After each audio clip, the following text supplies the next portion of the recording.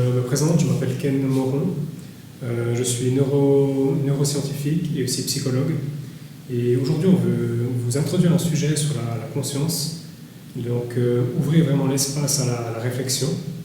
Et l'intervenant ici présent est Monsieur Gérard Luder, donc il est naturopathe et ensemble on va aborder la thématique de la conscience, poser des questions, principalement autour du débat entre le côté plus positivisme, donc, qui vient de Descartes, et le côté un peu plus oriental, les traditions orientales, donc bouddhistes.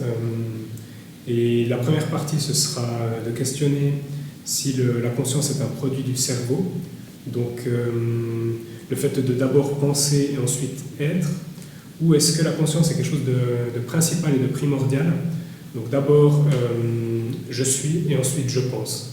Et on va débattre là autour et voir les différentes opinions et aussi peut-être faire un peu d'extension sur d'autres thématiques. Voilà, donc Monsieur Gérard Luder, ici présent. Bonjour Ken, bonjour à tous. Oui, vaste sujet qu'est la conscience, vaste sujet pour un sujet que, pas forcément dans ma grande spécialité, mais que j'ai plaisir à débattre avec toi. Et donc c'est vrai que le départ de la conscience peut être pris, peut-être, à mon avis, par Descartes, au XVIIe siècle, qui dit « je pense, donc je suis ».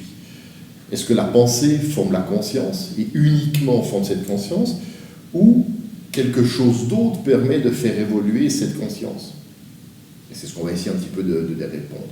Donc à mon avis, en partant d'un sujet simple comme Descartes, je pense, donc je suis, cela nous permet déjà un tout petit peu de nous projeter dans le monde de la conscience. Mais apparemment, comme tu l'as dit tout au début, d'autres sociétés pensent différemment par rapport à cette conscience dont je suis. Oui, il y a d'autres visions, mais il y a la vision plus des traditions orientales qui part d'un paradigme un peu différent. Donc il y a d'abord je suis. En Orient, on appelle ça l'Atman, donc c'est l'âme. Et l'âme s'intègre dans le corps, donc il y a déjà cette énergie qui est présente. On peut par extension comparer ça à l'énergie de la vie aussi. En science, on appelle ça la négantropie. Donc c'est la création de quelque chose de structuré dans le chaos. Et l'être humain est une créature complexe, donc on ne sait pas exactement qu'est-ce qui est le moteur de cette vie-là. Ou est-ce que ça vient de quelque chose de primordial, ou est-ce que ça vient du chaos et puis c'est quelque chose d'émergent, donc un épiphénomène. Et ça, c'est un peu le débat qu'on peut essayer d'avoir aujourd'hui. Donc je ne sais pas ce que toi tu en penses par rapport à ça. Alors, ce que tu as dit là, juste avant, est très intéressant.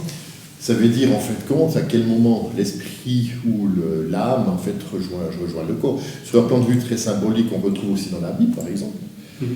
Ça veut dire que quand Jésus s'est fait baptiser dans le Jourdain, alors je suis complètement athée, mais je trouve que l'idée est assez intéressante, ça veut dire qu'il se passe quelque chose de très particulier. Ça veut dire qu'à un moment donné, l'esprit rejoint Jésus. Ça veut dire qu'il s'ouvre et rentre à l'intérieur de lui. C'est comme en fait la première prise de conscience d'individualité qu'on retrouve expressément écrite. Ça veut dire, qu'est-ce que fait Jésus par la suite? Il annonce qu'il faut abandonner les différentes lois qui constituaient le peuple hébraïque et qui avait la reconnaissance du vrai Dieu, la reconnaissance en fait aussi d'aimer son prochain. Mais ce qui veut dire quoi? Puisque Jésus, quand il reçoit l'Esprit, qui est l'Esprit oint, en fait, c'est Dieu qui prend conscience d'eux. Et donc, il y a une séparation qui va se faire entre ce qu'il y avait avant, le clan, c'est-à-dire vivre à travers un clan, et ce qui va se développer dans l'individualité. On le retrouve aussi par Socrate, on le retrouve aussi par Diogène, qui sont des gens qui mettent en avant vraiment l'individualité avant d'être à l'autre. Et donc pour moi, ce qui est important, ce que tu as dit, oui, ça veut dire qu'il y a quelque chose qui se passe, on s'individualise, on part de soi pour aller vers l'autre. Donc on prend conscience de soi, de notre existence, pour pouvoir développer en fait le chemin qui est à l'autre. Donc là, c'est plus d'un point de vue symbolique ou philosophique de la conscience. On va dire plus symbolique, voire philosophique. Ouais. Et ce processus-là, donc c'est plutôt une prise de conscience individuelle, donc elle n'est pas forcément reliée au monde, ou comment tu vois toi ça? Alors, c'est pas forcément relié au monde, ça veut dire quoi? C'est-à-dire, si on donne une définition scientifique de la conscience, tu as fait le faire beaucoup mieux que moi, vu que c'est ton domaine, les neurosciences, mais en fait, on donne pas la naissance de la conscience, on donne le résultat de ce qu'est la conscience. Ça veut dire, en fait, on prend conscience de quelque chose, et cet aspect de la prise de conscience de quelque chose démontre qu'on est conscient. Mais elle ne démontre pas, en fait, la genèse de la conscience, me semble-t-il. Mais du coup, la conscience, pour toi, elle est propre aux êtres humains, ou elle a une extension plus large au niveau des animaux ou comment... Alors, la conscience à différents niveaux. C'est clair que, pour moi, son niveau de conscience maximum, parce qu'il est créatif quelque part, et il est proprement plutôt lié à l'être humain. Mais il existe aussi une conscience tout à fait animale. Ok. Donc la conscience représente plutôt un rapport au monde d'intégration, d'intégrer de l'information de manière, on va dire, intellectuelle ou globale, ou est-ce que c'est simplement des percepts? Qu'est-ce que représente la conscience pour toi, de point de vue fondamental? Alors, pour moi, l'intégration de quelque chose, c'est pas forcément de la conscience. On peut intégrer sans forcément être très conscient de quelque chose. L'intégration, la conscience, pour moi, c'est la réalité d'être. Ça veut dire que le monde prend naissance à travers ma façon de penser. Ok. Mais est-ce qu'une plante, pour toi, est consciente, par exemple? À un certain niveau, on pourrait dire oui. Ouais. Donc ce serait la conscience, de mon point de vue, ce serait peut-être plus de l'échange d'informations. Dès qu'il y a une communication, il y aurait cette forme de conscience manifestée. Et le manque de communication, si on va plus dans la philosophie orientale, on parle souvent de l'unité et de la dualité, et que cette unité est la conscience primordiale, et la dualité, le rapport aux choses, crée une manifestation de conscience imparfaite quelque part. Est-ce que ça peut rejoindre un peu ta vision ou pas nécessairement? Ouais, ça demande une réflexion ici, parce que pour moi, en fait, on le voit aussi en psychologie, ça veut dire, en fait, la conscience d'un bébé est évolutif, c'est-à-dire il n'a pas, dès le moment de sa naissance et autres, il n'a pas conscience, disons, de ce qu'il vit quelque part. Ça veut dire que l'enfant est même créateur de ce qu'il vit. Ça veut dire qu'on sait que dans une certaine période de la vie, l'enfant a l'impression de créer son environnement. Okay. Et c'est sa relation à son environnement au fur et à mesure du temps qu'il comprend en fin de compte que l'environnement est extérieur à lui-même et qu'il est dans cet environnement. Mais tout au début, un enfant, quand un bébé sourit en fait à sa mère et que sa mère lui sourit, il a l'impression que lui est créateur de ce sourire, par exemple. Ok. Et est-ce que l'enfant a tort ou raison? Ça, c'est un petit peu qu'est-ce qui est né en premier, la poule de l'œuf, en fin de compte. Ça, je ne peux pas y répondre, je n'en sais rien. Mais c'est une observation que l'on fait. C'est une observation. Mais du coup, tu as un rapport, là, tu mets la conscience dans un rapport dualiste, évolutif. Donc la dualité, l'intelligibilité du monde extérieur ferait partie du processus de conscience. Et ça rejoint Descartes qui dit je pense, donc je suis. Si on va plus du côté oriental, je suis, donc je pense. La conscience serait primordiale et ensuite il y aurait cette dualité qui est créée. Donc en fait le processus de différenciation dont tu parles serait en fait quelque chose qui biaiserait cette conscience de base en fait, tu vois, cette conscience unitaire. Et si on pense par exemple un peu aux expériences de mort imminente, quand une personne sort de son corps ou décède et revient, elle a un rapport aux choses qui est beaucoup plus unitaire. Par exemple, elle a une revue de vie, et elle va voir que tout ce qu'elle a fait de mal aux autres, c'est ce qui est prédominant. Parce que quelque part, elle se retrouve dans cette unité. Et elle a une revue de vie, mais en fonction des sentiments des autres. Ce qui contredit un peu le rapport différencié entre moi et les autres. Donc, je ne sais pas comment tu vois ça. Alors, pour moi, il n'y a pas tellement... En fait, c'est une différence qui finit par s'accorder entre je pense, donc la pensée, un acte de pensée, d'énergie, etc., ou je suis, qui est plutôt une structure. Ça veut dire qu'on est passé, je pense, à quelque chose de global, à je suis. Ça veut dire que les orientaux, par exemple, donc je suis, donc je pense, quelque chose pour moi vraiment de post-Jésus, de ce que je lui dis, qu'on pourrait dire. Ça veut dire qu'il prend conscience de l'individualité pour pouvoir penser, mais de penser par soi-même. Tandis qu'avant, on pensait par groupe. Ça veut dire, comme disait Socrate, à l'époque, on était athénien avant d'être un individu. Tandis que le but, c'est d'être un individu avant d'être athénien. Okay. Donc je pense, donc je suis, c'est avant. Et ce qui est intéressant dans ce que tu as dit, c'est que je suis, donc je pense, et après. Ça veut dire que je prends conscience de mon individualité et ce qui me permet de penser. Ouais. Puis d'un point de vue un peu plus, si on étend la chose un peu au niveau scientifique, comment toi tu vois la conscience au niveau purement scientifique? Est-ce que tu l'imagines? Qu'est-ce que tu imagines que ça pourrait représenter? Pour moi, alors c'est clair, on peut un peu signaler la conscience par des éléments biochimiques, neurotransmetteurs, différentes parties du cerveau, etc. Ouais. Mais globalement, la conscience, on ne la trouve pas. On ne sait pas trop où elle est. On ne sait pas trop où elle est. Ouais. On sait qu'elle existe. Mais on connaît des processus biochimiques sur les neurotransmetteurs, dopamine, acétylcholine, tous ces trucs-là, il n'y a pas de souci de ce côté-là. Ouais. On sait que le cerveau, à travers ces éléments, crée. Mais un cerveau tout seul ne peut pas créer tout ça, donc il faut quelque chose de supplémentaire. Ouais. Et est-ce que c'est cette conscience, d'où elle vient, où elle est, comment elle se développe? Je crois qu'au point de vue scientifique, on n'en sait pas grand-chose. Est-ce que ces neurotransmetteurs ne sont pas des influenceurs qui vont influencer l'état mental plutôt inconscient ou les humeurs et des choses comme ça? Mais donc au niveau neuroscientifique, on met où la conscience?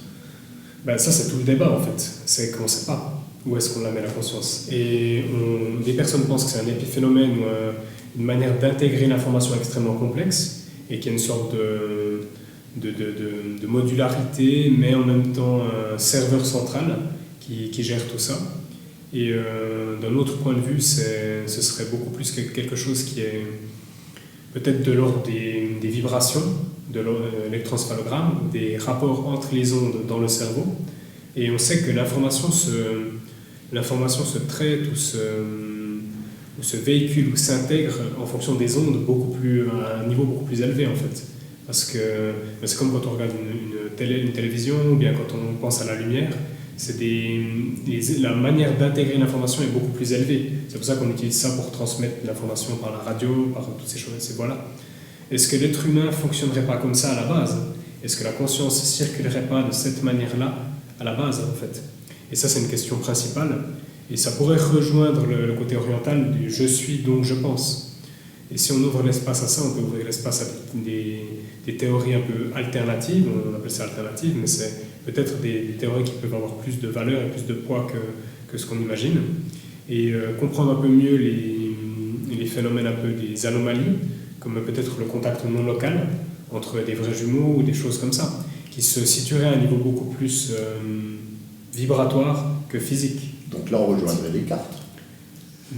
Non. Je pense, donc je suis, on rejoindrait beaucoup plus Descartes. Non, parce que c'est un point de vue plus vibratoire, là, puisque le corps, en fait, ne fait pas partie de... Ouais, mais c'est pas la... Il y a un rapport qui pourrait rejoindre Descartes, mais par contre, la vibration, c'est primordial avant la pensée. C'est ça qui pourrait être primordial, tu vois. Donc d'abord, il y a la vibration, et ensuite, elle se transmet en pensée. Elle se traduit en pensée. Et elle crée une pensée. Mais effectivement, il y aurait un lien... mais la conscience en soi, elle est propre au cerveau aussi, clairement. À la manière dont le cerveau traite l'information.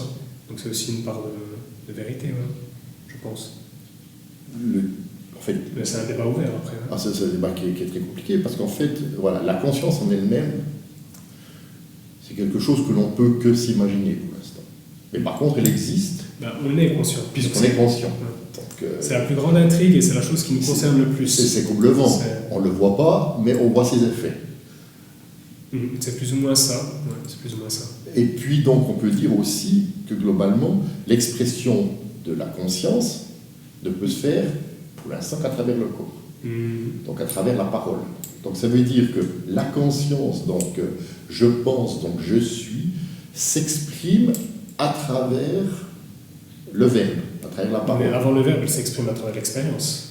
Avant le verbe, l'expérience du corps. Le bébé s'exprime en forme de conscience sensorielle. Oui, mais après l'expression, ça veut dire la construction, je dirais, de cette conscience se fait par un acte de création. Ça veut dire créer quelque chose. Ça veut dire, l'expression de la conscience ne peut se faire qu'à travers le corps. Soit il se fait à travers les sens, soit il se fait à travers la voix. Ouais, ça c'est... En fait, tout dépend de... C'est vrai que je pense que la conscience en soi s'exprime au travers du corps ou au travers de l'organisme, parce qu'un escargot a une autre forme de conscience qu'un être humain. Un escargot ne voit pas le monde comme on le voit, il ne voit pas les mêmes détails, mais il a une forme de conscience, donc de traitement d'information. Ensuite, si on parle des phénomènes un peu des anomalies, le contact non local ou les médiums ou des choses comme ça, ces personnes pourraient capter des informations qui ne sont pas directement situées dans le corps physique d'un individu, mais peut-être dans le corps physique d'un individu qui est en face ou à distance. Et des choses comme ça sont progressivement étudiées maintenant par le côté plus scientifique, notamment les états modifiés de conscience et le chamanisme. Donc, dans ce cas-là, il y a des anomalies liées à l'information. Mais l'information propre à un individu qui a une conscience. Par exemple, si un contact non local se fait entre deux individus, cette information est située quelque part, donc fait partie intégralement d'une autre personne. Donc ce qui veut dire que la conscience n'est peut-être pas limitée à cet organisme-là, ou à ces organismes-là. Et ça, c'est tout le débat sur la conscience, en fait. Mais son expression est toujours à travers le corps. Son expression, l'expression finale de la conscience humaine, oui, et la conscience d'un oiseau ou d'un autre organisme se fera différemment en fonction de l'organisme. Mais peut-être qu'il y a quelque chose qui relie, comme un tissu qui relie chaque conscience. On sait que les oiseaux, quand ils volent en banc, ou quand il y a un banc d'oiseaux, ils se synchronisent à un niveau qui est... C'est impossible au niveau du traitement de l'information dans le cerveau qu'une synchronisation se fasse comme ça. Parce qu'il y a des bancs qui sont tellement grands. Et l'oiseau qui est tout au bout du banc et puis l'autre qui est à l'autre bout se synchronisent au niveau du vol. Et il y aurait un paramètre qui s'appelle peut-être un paramètre quantique derrière ça. Donc un contact entre les deux oiseaux à distance, mais qui n'est pas lié au sens physique de l'oiseau. Et ça, c'est toute une intrigue. C'est comme les fourmis, on parle des fois de biologie quantique, les fourmis se synchronisent, mais pas au niveau cérébral, à un niveau, on peut dire, inconscient. C'est comme un grand organisme vivant. Et ça remet beaucoup de choses en question. Ça remet en question où se situe cette conscience en fait, collective de la fourmi ou des oiseaux. Et peut-être qu'on a une conscience comme ça entre les êtres humains, mais qu'on n'a pas encore pris conscience. On n'a pas pris conscience de l'ampleur de ce que c'est. Ouais, c'est comme ces bancs de poissons qui tout d'un Exactement. coup décident de modifier en fait compte leur direction, mais d'un seul coup en fait. Ouais. C'est assez impressionnant. Ouais, c'est de la biologie quantique en fait. Et l'idée du centre de recherche PSI, centre PSI Center, c'est de faire des recherches autour de ça, en fait, autour de cette biologie quantique, mais au niveau des êtres humains, et d'utiliser des outils comme les neurosciences ou des choses comme ça pour mettre à jour ce genre de contact non local et voilà, avancer dans cette compréhension-là, parce qu'on ne comprend pas actuellement vraiment ce que c'est. Ouais. Donc, globalement, nos discussions, en fait, nous amènent toujours sur quelque chose d'inconnu. Ouais, c'est une intrigue. Ouais. C'est une intrigue. Ça reste une intrigue d'un point de vue ultime. Ça reste une intrigue. Par contre, on peut élargir l'espace pour comprendre ce que c'est, peut-être pas d'un point de vue limité. Et ça, c'est tout le débat, quoi. Oui, puis ça qui est intéressant quelque part, étant donné qu'on n'a pas une définition scientifique de la conscience, c'est-à-dire sa genèse, en fait, compte, on ne l'a pas.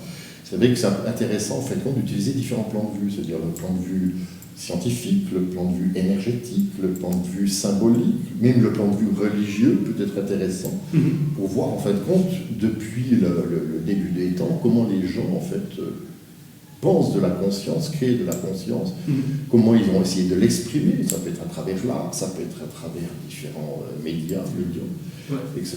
Donc c'est vrai que c'est intéressant parce qu'on peut donner une définition qui est très personnalisée quelque part. Ouais, et surtout l'idée finale, ce serait de peut-être ne